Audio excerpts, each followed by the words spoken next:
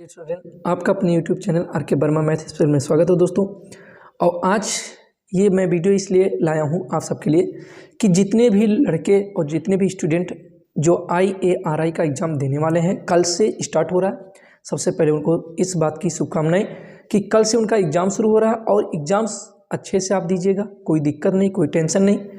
और आपके first revision type का ये एक वीडियो मैं ऐसा बना रहा हूँ कि कोई भी एग्ज़ाम हो, चाहे वो स्टेट लेवल का हो, चाहे वो सेंट्रल गवर्नमेंट लेवल का हो, या आपकी पॉलिटेक्निक एंट्रेंस एग्ज़ाम की हो, या BHO की हो, कोई भी ऐसा आप एग्ज़ाम देने जाते हैं तो उससे पहले मैं आपको मेंसुरेशन का संपूर्ण फार्मूला करा दे रहा हूँ। ठीक है, जितना का जितना संपूर्ण, यानी कि मैं आज जितना हो सकेगा, जो आपके एग्ज़ाम में ही फंसते हैं, जो टॉपिकों से क्वेश्चन आते हैं, वही पूरा का पूरा मैं आपके सामने टॉपिक कराऊंगा। ठीक है, इससे पहले मैं घन का करा चुका हूं तो घन को छोड़ दे रहा हूं, घनाभ से मैं टॉपिक को उठा रहा हूं। ठीक है, चलो हम घनाभ की बात करें तो घनाभ की आकृति कैसी होती है। हम यहाँ पर क्यूबॉइड की बात करते हैं, यानी घनाभ।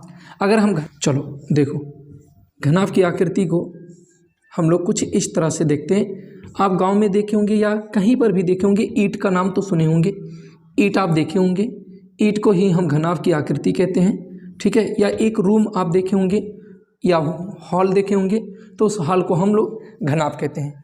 घनाभ में इसको हम L कहते हैं, इसको हम B कहते हैं और इसको मेरे दोस्तों H कहते हैं। ठीक है, तो इस तरह से अगर देखा जाए, देखिए ये फर्स्ट रिवीजन में फार्मूला करा रहा हूँ कि पूरा का पूरा फार्मूला आपको एक ही वीडियो में मिल जाए। तो घनाभ का वक्र पृष्ठ, घनाभ का वक्र पृष्ठ, जिसको हम लोग पृष्ठीय क्षेत्रफल के रूप में संपूर्ण पृष्ठ लेते हैं, इसी को हम लोग संपूर्ण पृष्ठ, वक्र पृष्ठ कहना थोड़ा गलत है, वक्र पृष्ठ आप हटा दीजिए, संपूर्ण पृष्ठ ही कहिए मेरे दोस्तों। ठीक है, तो संपूर्ण पृष्ठ का सूत्र जो होता है वो देखिए, यहाँ पर संपूर्ण पृष्ठ का मतलब जितने इसमें पृष्ठ हैं उनके सभी के क्षेत्रफलों को जोड़ दो। तो LH फिर LH इसके जस्ट सामने है और ये यहाँ है तो उधर भी है। तो इस तरह से देखा जाए तो यहाँ B और H 2 हो गया, फिर L और B हो जाएगा, तो L और B 2 बार हो जाएगा, L और H 2 बार हो जाएगा, B और H 2 बार हो जाएगा। तो इस तरह से देखा जाए तो 2 कॉमन, तो LB plus BH plus HL, ये वर्ग इकाई, ये घनाभ का संपूर्ण पृष्ठीय क्षेत्रफल होता है मेरे भाई। ठीक है, अब इसके बाद घनाभ का संपूर्ण पृष्ठीय क्षेत्रफल, फिर मैं लिखता हूँ घनाभ का आयतन, घनाभ का आयतन क्या हो जाएगा मेरे दोस्तों, घनाभ का आयतन होता है लंबाई गुणे चौड़ाई गुणे ऊंचाई होता है। ठीक है, तो इस तरह से इसको हम लिख सकते हैं LBH और इसको लिखेंगे हम लोग घन इकाई मेरे भाई। ठीक है, ये क्या हो गया, घनाभ का आयतन हो गया। अब इसके बाद आ जाता है घनाभ का विकर्ण, घनाभ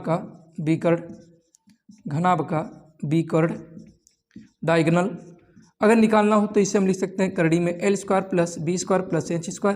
एक बार ये वीडियो आप लोग देखकर ही एग्जाम स्क्वायर। तो घनाभ का एक और पॉइंट बचता है, इसमें पूछता है कि पास पृष्ठीय क्षेत्रफल, तो पास पृष्ठीय क्षेत्रफल 4 होते हैं।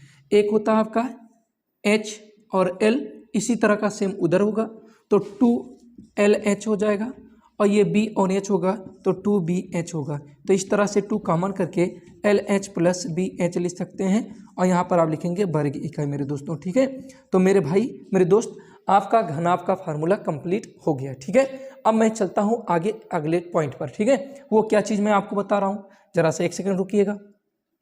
तो मेरे दोस्तों अब हम पढ़ेंगे बेलन। क्या पढ़ेंगे मेरे भाई, बेलन। बेलन का मतलब क्या होता है, सिलेंडर। सिलेंडर आपको पढ़ना है कैसे सिलेंडर होता है, वो चीज़ें, वो आकृति कुछ इस तरह से आपको दिखेगा। ठीक है, जिस तरह से एक पाइप होता है जिसमें पानी जाता है, पाइप, उस पाइप को हम लोग सिलेंडर कहते हैं। सिलेंडर के आकार का होता है। जो आपके घर में घरेलू ईंधन के रूम में आप LPG यूज करते हो, वो भी हमारा सिलेंडर ही कहलाता है, जिसको आज हम लोग गैस बॉटल ना बोल के हम लोग सिलेंडर ही बोलते हैं हर एक व्यक्ति। ठीक है, तो सिलेंडर की आकृति कैसी होती है, कुछ इस तरह से होती है, बेलनाकार होती है। और मेरे दोस्तों ये क्या होता है, ऊपर भी ओपन रहता है, नीचे भी ओपन रहता है, ऊपर से भी ढक सकते हो, नीचे से भी आप ढक सकते हो। ये उसकी आकृति का एक आपके सामने चित्र है। ठीक है, और ये 3 डायमेंशन होते हैं, यानी 3 अच्छे होते हैं।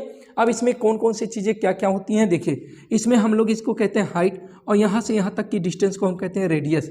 ठीक है, तो ये 2 ही पार्ट, इसमें 2 ही पॉइंट होते हैं, एक होता हमारा त्रिज्या और एक होता हमारा क्या, ऊंचाई होता है, जिसको हम लोग ऊर्ध्वाधर ऊंचाई कहते हैं, बेलन की ऊंचाई कहते हैं। ठीक है, अब इसके लिए बेलन का फार्मूला होता है, बेलन का वक्र पृष्ठ, हाँ भाई इसमें वक्र पृष्ठ आते हैं। अब वक्र पृष्ठ क्यों ऐसा वक्र पृष्ठ आता है वो मैं आपको बहुत अच्छे से बताऊंगा, क्यों यहाँ पर वक्र कहा गया और इससे पहले संपूर्ण कहा जा रहा था, तो वो सब चीज़ें मैं आपको बहुत डिटेल्स में बताऊंगा, लेकिन अगली वीडियो में। इस वीडियो में सिर्फ और सिर्फ आपको याद करने के लिए फार्मूले दिए जा रहे हैं, ठीक है।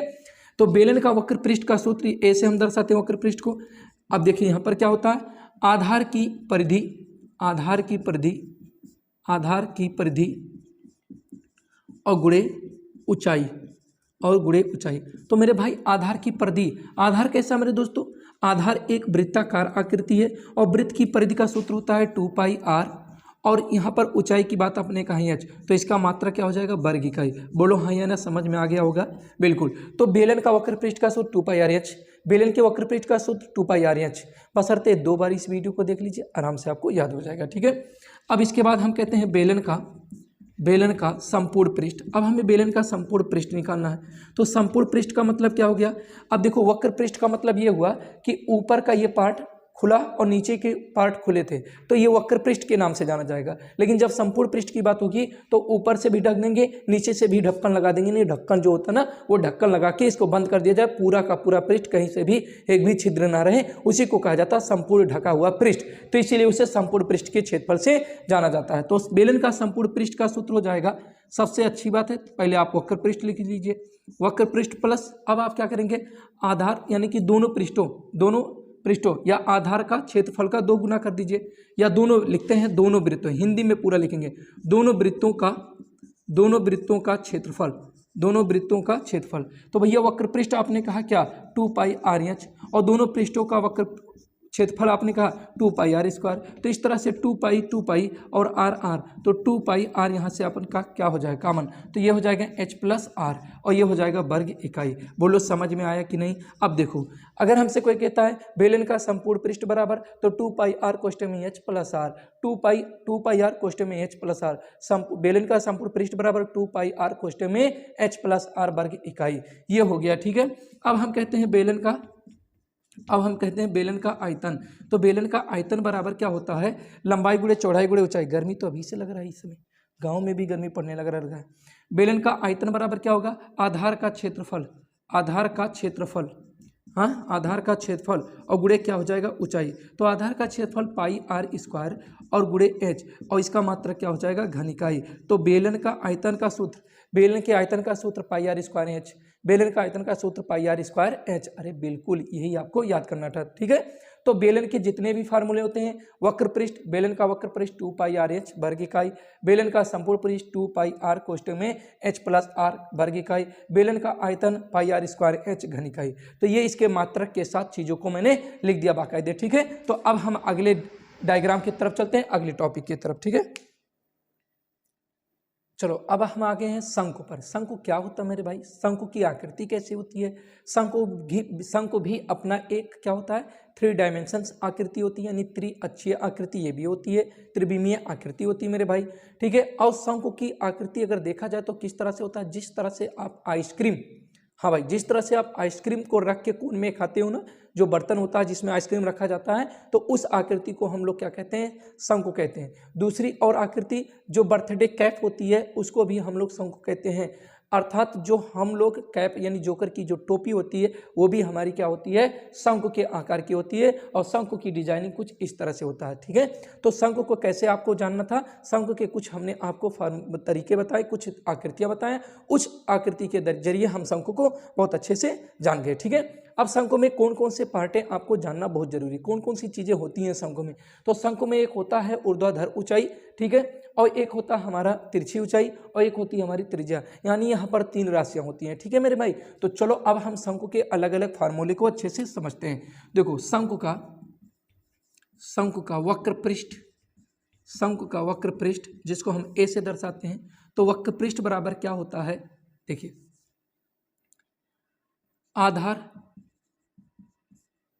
आधार की परिमाप या परिधि, आधार की परिधि और गुणे तिरछी ऊंचाई, आधार की परिधि गुणे तिरछी ऊंचाई ओ बटे 2।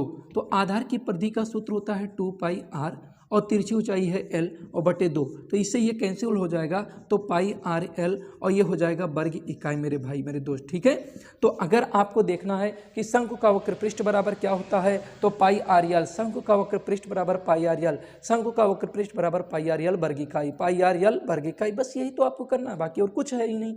ठीक है, अब इसके बाद हम चलते हैं शंकु, शंकु का संपूर्ण पृष्ठ, संपूर्ण पृष्ठ, संपूर्ण पृष्ठ बराबर क्या होता है, वही बात, संपूर्ण पृष्ठ जैसे आए तो यही चीज आप कर लिया कीजिए कि संपूर्ण पृष्ठ बराबर क्या होता है, वक्र पृष्ठ प्लस आधार का क्षेत्रफल, आधार का क्षेत्रफल, आधार का क्षेत्रफल। तो यहाँ पर अगर आप देखा जाए तो शंकु का वक्र पृष्ठ आपने निकाला पाई आर एल और शंकु का आधार का क्षेत्रफल, आधार कैसा मेरे भाई, आधार आपका वर्ग वृत्ताकार है और वृत्त का क्षेत्रफल का सूत्र क्या होता है, पाई आर स्क्वायर। तो यहाँ से देखा जाए तो पाई आर कॉमन, तो एल प्लस आर और इसे आप कहेंगे क्या, वर्ग इकाई। ठीक है मेरे भाई, तो इस तरह से अगर देखा जाए, हमसे कोई पूछे कि शंकु का संपूर्ण पृष्ठ क्या होता है, तो पाई आर कोष्ठक में एल प्लस आर, शंकु का संपूर्ण पृष्ठ बराबर पाई आर कोष्ठक में एल प्लस आर वर्ग इकाई, बस यही तो बोलना है आपको। अब इसके बाद आ जाता है शंकु का आयतन, शंकु का आयतन, तीन ही फार्मूले हैं। शंकु का आयतन, शंकु का आयतन क्या हो जाता है, शंकु का आयतन बराबर 1/3 हो जाएगा आधार का क्षेत्रफल, आधार का क्षेत्रफल और गुणे ऊंचाई, ऊर्ध्वाधर ऊंचाई, यहाँ पर हम लिखेंगे ऊर्ध्वाधर ऊंचाई, ऊर्ध्वाधर ऊंचाई, ऊर्ध्वाधर ऊंचाई का मतलब जो ये वाली हाइट है इसकी बात कहा जा रहा है। ठीक है, तो 1/3 हो जाएगा आधार का क्षेत्रफल पाई आर स्क्वायर और ऊर्ध्वाधर ऊंचाई इतना हो जाएगा और ये हो जाएगा घन इकाई।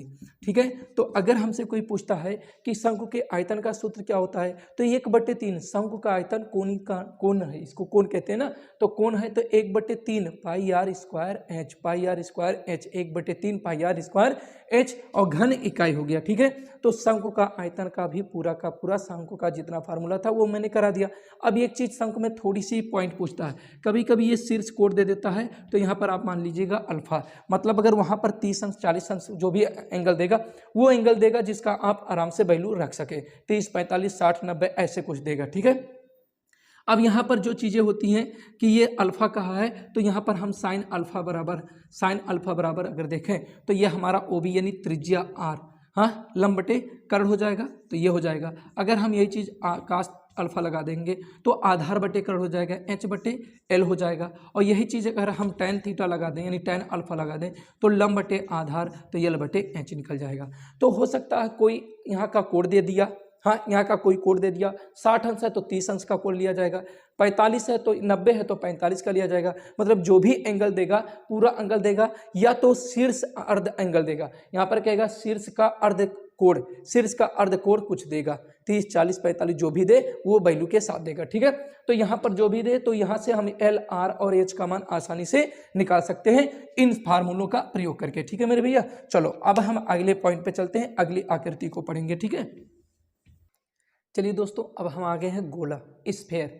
गोले के बारे में कुछ जानेंगे, गोला कैसा होता है, एक गेंद जिसको आप लोग गोले के आकृति को कहते हैं। ठीक है, एक गेंद जो होता है जिस पर आप फुटबॉल खेलते हो, जिस पे आप वॉलीबॉल जिससे आप खेलते हो, तो वो सब आपका क्या है, गोले के अंतर्गत आता है। एक अंडा भी देखा जाए तो गोलाकार होता है, एक तरबूज भी देखा जाए तो गोलाकार होता है। ठीक है, लेकिन गोले की त्रिज्या कैसे हम निर्धारित करें, गोले की त्रिज्या निर्धारित करने के लिए हमको क्या करना पड़ेगा, गोले को काटना पड़ेगा आधे पे से, और जिस तरह से काटेंगे तो ये एक समतल आकृति मिलेगी और उस समतल आकृति का मिड पॉइंट जो होगा वही हमारा क्या होगा, उस गोले का सेंटर कहलाएगा, तथा वहाँ से परिधि तक की दूरी को हम त्रिज्या कहेंगे। जिस तरह से हमने आपको यहाँ पर बताया कि एक गोला था, उसको काटा तो ये सिक्के का जैसा आपको दिख रहा होगा और इसका सेंटर O है, O से A तक की दूरी को हम त्रिज्या कहते हैं।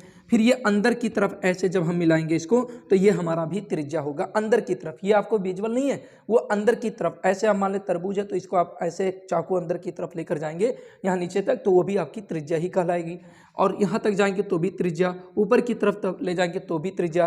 तो इस तरह से अगर हमसे ये कोई कहता है कि गोले की ऊंचाई, हमसे कोई कहता है कि गोले की ऊंचाई क्या होगी, तो गोले की ऊंचाई बराबर 2r होगा, क्योंकि r यहाँ है और r यहाँ है, तो ये संपूर्ण ऊंचाई गोले की क्या होगी, ऊंचाई कहलाएगी। ठीक है, यानी गोले की संपूर्ण ऊंचाई क्या होगी, 2r यानी व्यास के बराबर होगा। ये चीज़ आपको क्लियर हो गया। ठीक, अब हम गोले के और अलग अलग फार्मूले को देखेंगे।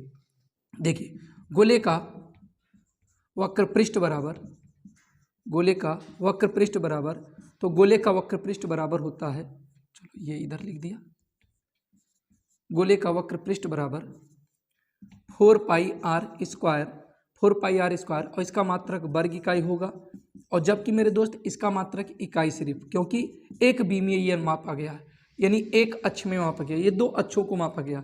अब हमसे कोई कहता है कि गोले का संपूर्ण पृष्ठ, तो मेरे भाई गोले का संपूर्ण पृष्ठ भी यही होता है, ठीक है। अगर हमसे कोई कहता है गोले का संपूर्ण पृष्ठ बताइए, तो गोले का संपूर्ण पृष्ठ भी यही होता है, 4 पाई आर स्क्वायर वर्ग इकाई ही होता है। तो दोनों के लिए आप एक ही फार्मूला यूज करेंगे, ठीक है।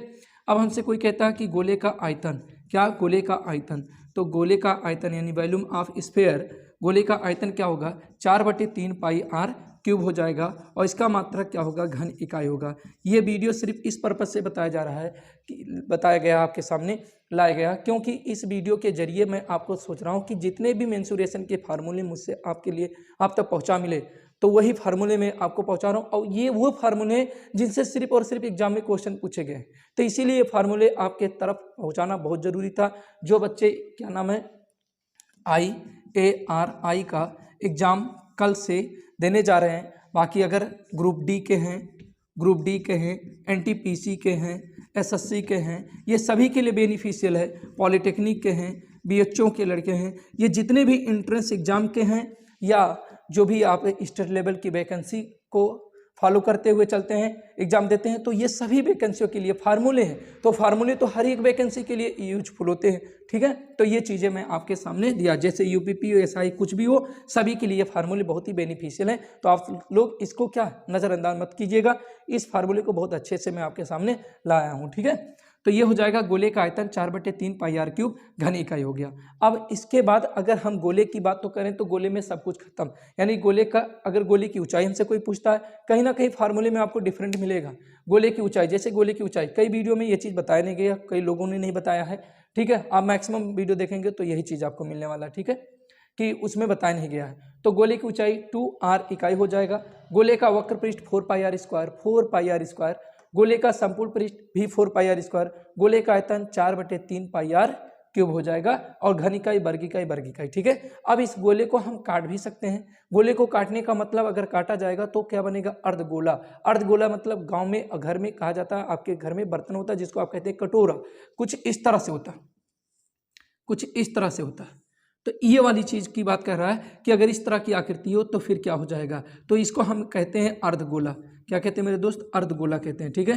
तो अर्धगोले में कुछ चीज़ें यहाँ पर आपके क्या हो जाएंगे, डिफरेंट हो जाएंगे। तो मैं यहाँ पर नाम लिख देता हूँ अर्धगोला। तो अर्धगोले की ऊंचाई, तो अर्धगोले की ऊंचाई त्रिज्या के ही बराबर होगी, अर्धगोले की यही ऊंचाई है, और इसी को हम अर्धगोले की ऊंचाई भी कहें या त्रिज्या कहें, बातें की है। अर्धगोले, अगर हम यहाँ पर कहें अर्धगोले का वक्र पृष्ठ, तो अर्धगोले का वक्र पृष्ठ 2 पाई आर होता है। अगर अर्धगोले का संपूर्ण पृष्ठ कहें, क्या कहें, अर्धगोले का संपूर्ण पृष्ठ, तो यहाँ पर 3 हो जाता है मेरे दोस्तों, क्या हो जाता है, 3 पाई आर स्क्वायर हो जाता है। और अर्धगोले का आयतन अगर हम आपसे कहें, तो अर्धगोले का आयतन क्या हो जाएगा, 2/3 पाई आर क्यूब हो जाएगा। तो ये इस तरह से अर्धगोले के कुछ फार्मूले थे, वो भी आपके सामने पूरी तरह से खत्म हुआ, ठीक है। तो गोला भी खत्म हो गया, वेलन भी खत्म हो गया, शंकु भी खत्म हो गया, और बचे आपके प्रिज्म और पिरामिड। प्रिज्म और पिरामिड से क्वेश्चन ना के बराबर पूछे जाते हैं, इसीलिए वो फार्मूले मैं आपके सामने नहीं ला रहा हूँ। बाकी ये सभी के सभी जितने फार्मूले हैं, ये इधर आए हुए जो 28 तारीख से पेपर चालू हो रहे हैं, यानी कृषि अनुसंधान संस्था का, तो ये आपका 28 को पेपर होगा। फिर उसके बाद आपका पहली पेपर होगा, दूसरी को होगा, तीसरी को पेपर नहीं है, फिर 4 और 5, यानी 5 दिनों में आपके पेपर पूरी तरह से समाप्त हो रहे हैं। इस तरह के फार्मूले सबसे ज़्यादा यूजफुल होंगे।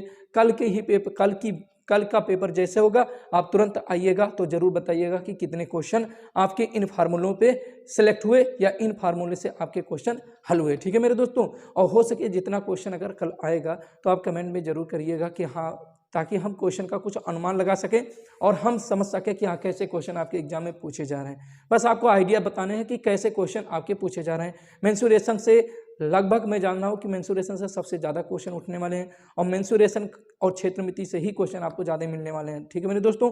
तो जैसा होगा कि ये क्वेश्चन, इस फार्मूले को बहुत अच्छे से आप 2 बार 3 बार देख लीजिए, फार्मूले सब आपके दिमाग में आ जाएंगे। ऐसा आपको लगेगा कि मैं लिख रहा हूँ तो आपको भी लगेगा कि आप ही लिख रहे हो, पूरा का पूरा आपके सामने आएगा। ठीक है मेरे दोस्तों, तो वीडियो को इसी पर हम बंद करते हैं। जय हिंद दोस्तों।